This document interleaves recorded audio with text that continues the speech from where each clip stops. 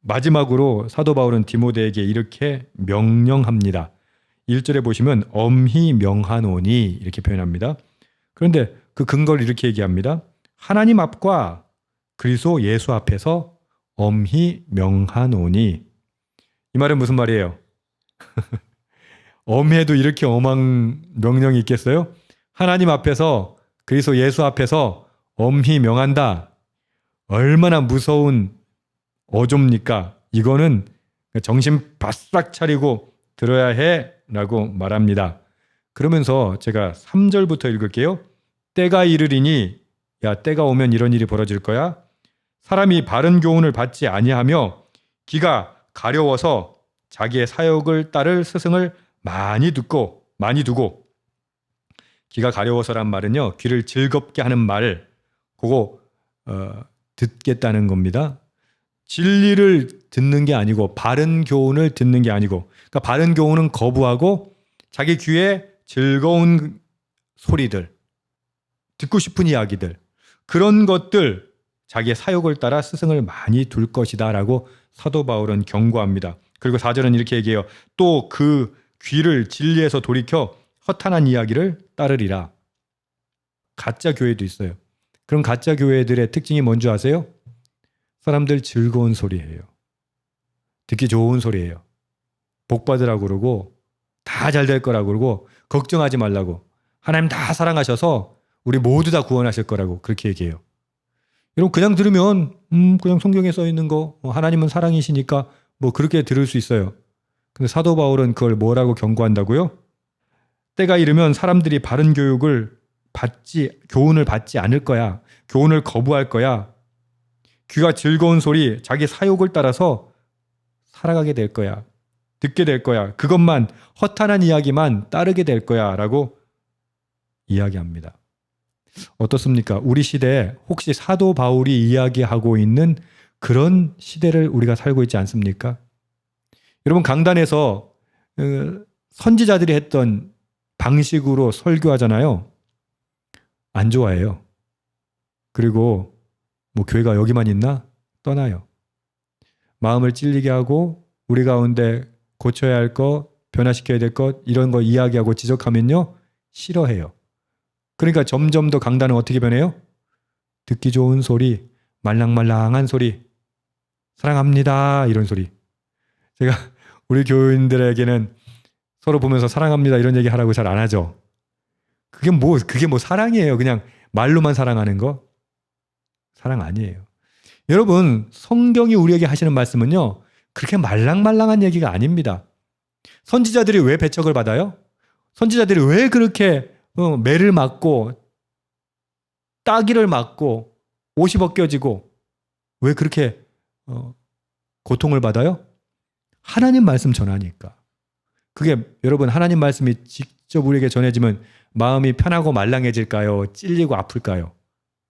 여러분 하나님 말씀은요, 우리 찔리고 아프게 해요. 그게 하나님 말씀이에요. 하나님에게 말씀이 중심이 있는 게 아니라 내가 중심인 거예요. 내가 듣기 좋아야 돼. 나한테 득이 되는 하나님이 돼야 되는 거예요. 그런 식으로 세상이 변할 것이다 라고 말하는 거예요. 그뿐만 아니라 SNS나 요즘에 나오는 여러 가지 사회 현상을 보십시오. 검증되지 않은 정보와 편향된 의견을 적극적으로 끌어모으죠. 그래서 자신만의 현실을 구축하잖아요. 신앙도 마찬가지예요. 자신만의 신앙을 만드는 거예요. 그러니까 이렇게 신앙생활 하는 사람들 이렇게 보면요, 자기한테 유리하면 할렐루야 주님께 영광이에요. 자기한테 불리하면 뭐예요? 못 들은 척해요. 외면해요. 그럼 심지어 뭐라고 하는지 아세요? 그런 말 좀 하지 마세요 그래요. 저 목회하면서 그런 얘기 들었어요. 그런 것 좀 하지 마세요 그래요. 뭘요? 왜? 불편하다 이거예요. 여러분 불편하면 그러면 목사가 입 다물어야 됩니까? 하나님의 말씀은 좌우의 날이선 검이잖아요. 골수를 쪼개잖아요. 우리 영혼을 쪼개잖아요. 그런 고통을, 그런 아픔을 경험하지 못한 사람이 어떻게 변화되겠습니까? 불편한 진실을 외면하고 사욕, 다시 말해서 죄에 물든 욕망을 정당화하는 것, 그게 결국은 스스로를 고립시켜요. 뭘로? 비진리로 고립시켜요. 그리고는 어떻게 됩니까? 진리보다는 자극을 찾게 되는 거예요.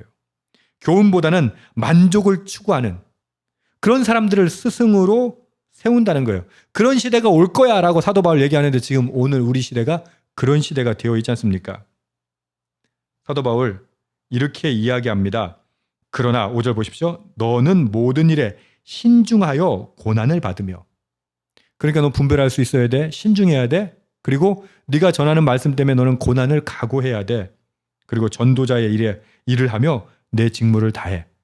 시련이 있을 거야. 아픔이 있을 거야. 고통이 있을 거야. 문제가 있을 거야. 그러나 어떻게? 내 직무를 다해라. 1절에서 엄히 명하노니 하면서 2절 제가 넘어갔죠. 2절 보십시오. 너는 말씀을 전파하라. 때를 얻든지 못 얻든지 항상 힘쓰라. 범사에 오래 참음과 가르침으로 경책하며 경계하며 권하라. 사도 바울이 디모데에게 마지막으로 하는 얘기가 이거예요. 경책하고 경계하며 권면해라. 자, 이 세 개 중에 여러분 마음에 드는 거 하나 골라보세요. 경책이 좋으세요? 경계가 좋으세요? 권면이 좋으세요? 여기 좋은 거 하나도 없어요. 좋은 건 뭐예요? 사랑합니다. 복 받으세요. 잘 될 겁니다. 꽃길만 걸으십시오. 이런 게 좋지. 야단치고 그렇게 하면 안 된다고 그러고 이렇게 해야 된다고 그러고. 근데 디모데에게 마지막 유언으로 뭐 하라고요? 경책하고 경계하고 권하라. 그런데 언제 그렇게 해라? 때를 얻든지 못 얻든지. 이게 무슨 말이에요?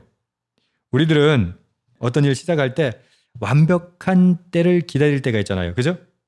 상황이 좀 더 나아지면 해야지. 아니면 내가 더 준비되면 해야지.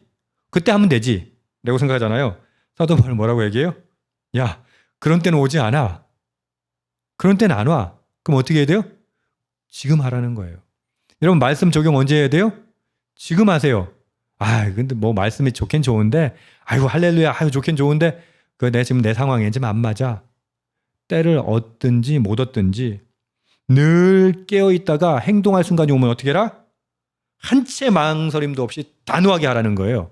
우리는 어떻게 해요? 아이고 이건 이래서 못하고 저건 저래서 못하고 미루고 이렇게. 때를 얻든지 못 얻든지 항상 힘쓰라. 뭐 하는데? 말씀을 전파하는데. 아멘. 이거는 특별히 디모데에게 한 말이기도 하지만 우리에게도 똑같이 적용되는 말이에요. 여러분, 말씀을 전파하십시오. 그 말은 뭐예요? 말씀으로 산 사람이 전파하죠. 입으로만 떠드는 게 말씀 전파가 아니잖아요.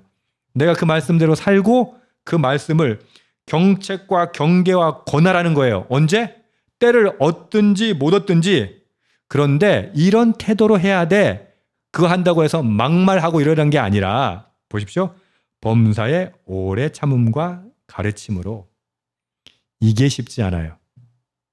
여러분 자녀들 양육하고 교육할 때 어떻게 해요? 우리 아이들한테 권면하는데 뭘로 안 해? 오래 참음으로 안 하잖아요. 야! 이러잖아요.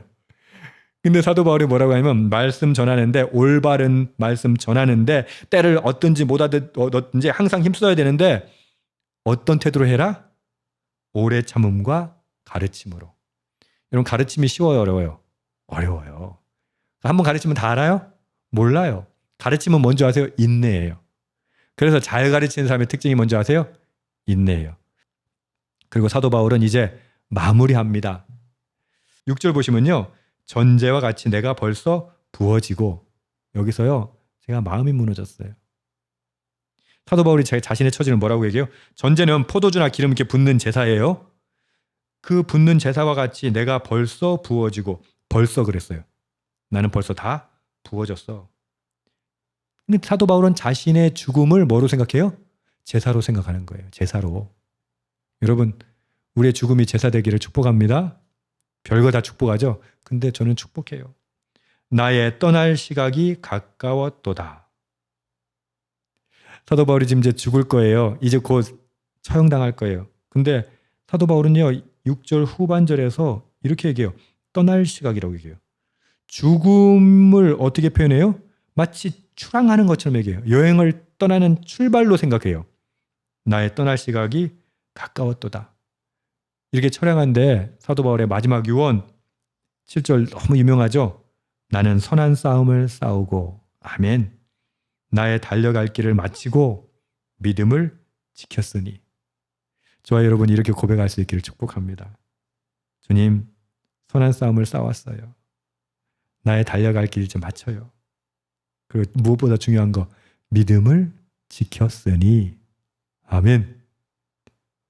세상에 화려하고 꿀발라 나온 소리 같은 거, 그런 소리 안 따르고, 고난이 있고 핍박이 있고 시련이 있고 어려움이 있었지만 주님, 나 믿음을 지켰어요.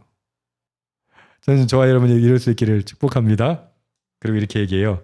이렇게 믿음을 지켰으니 8절, 이제후로는 나를 위하여 의의 면류관이 예비되어 있으므로. 아멘. 여러분, 여기서 예비되었다라고 말하는 건 뭐냐면요, 원어 뜻이 뭐냐면 안전하게 보관되어 있다는 얘기예요.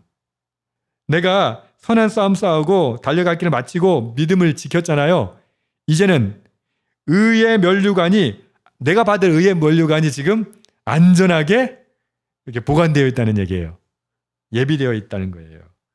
주 곧 의로우신 재판장이 그날에 내게 주실 것이며. 아멘. 근데 여기서 사도 바울은 끝나지 않고요, 이런 의의 면류관을 받는 사람은 사도 바울 같은 비범한 인물들만이 아니다라고 마지막을 마무리합니다. 들어보세요. 내게만 아니라 주의 나타나심을 사모하는 모든 자에게도니라. 아멘. 그렇게 안전하게 보관되어 있는 의의 면류관, 저 천국에서 하나님께서, 의로운 재판장께서 내게 주실 그 의의 면류관은 사도 바울에게만 있는 것이 아니라 누구에게도 있다?